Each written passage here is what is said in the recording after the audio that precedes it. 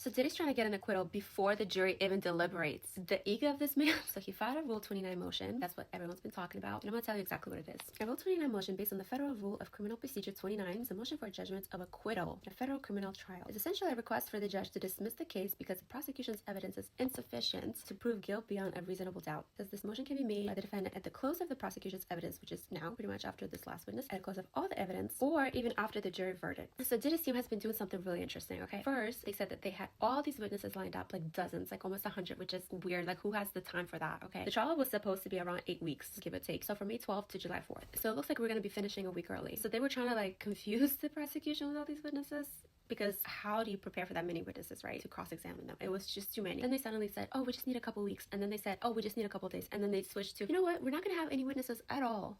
So a lot of people have had different opinions. So let me know what you think. I don't know, I'm not a lawyer, but some of the theories I've seen online is that his team is trying to just appeal the case afterwards. So they're just like, whatever, just wrap it up. You know, we don't even need witnesses. Like, we're just gonna appeal it anyway. Or they have some sort of like scheme, you know, because they've been playing dirty this whole time. Diddy team, I'm gonna do a separate video for that. But there's ways to do it, okay? And also there's been a lot of debate on whether Diddy's gonna testify himself. There are just a lot of these little loopholes that his team can use to just say, oh, this trial wasn't fair. We need a new trial. Like it was a mistrial or a hung jury or whatever. Which either way, whatever it's going to end up being, you can't appeal it on both sides. So if he's found guilty, his team can appeal it. If he's found not guilty, or maybe there's like a mistrial, the prosecution can appeal it too, okay? Some people get confused on that. So either way, it just looks like they're trying to appeal it or just kind of scheme some sort of, you know, like weird plan. But so far it's looking like the prosecution is doing their last witness, and then we're going to see the cross-examination. Even the jury instructions that his team submitted are just weird. First they had questions, and then they changed it to exclude all the questions, like the full paragraph, which prosecution has. So, okay, each side submits their questions, right? And these are the questions that the jury will use when they deliberate. So like the prosecution would say, for example, do you find the defendant guilty for this specific thing? And then explain in the paragraph how it applies, what exactly it means, so there's no like miscommunication, you know. So for example, the sex trafficking charge, then it can explain exactly what this charge is and how it applies to the defendant. So trafficking can be by fraud, force, coercion, and explain exactly what those terms mean. You can just go off vibes like, oh,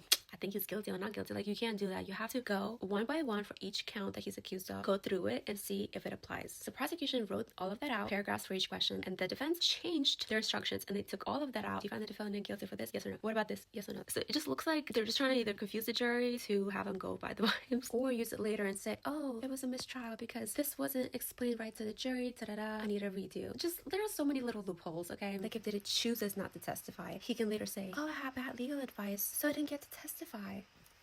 You know, they would do something like that. So we don't know why they're doing a lot of these things. Like, let me know in the comments what you think. But the jury is set to get the instructions later this week, and they're supposed to start deliberating as soon as Friday. That's a week early from what was planned. And I'm covering the whole trial, so make sure to follow.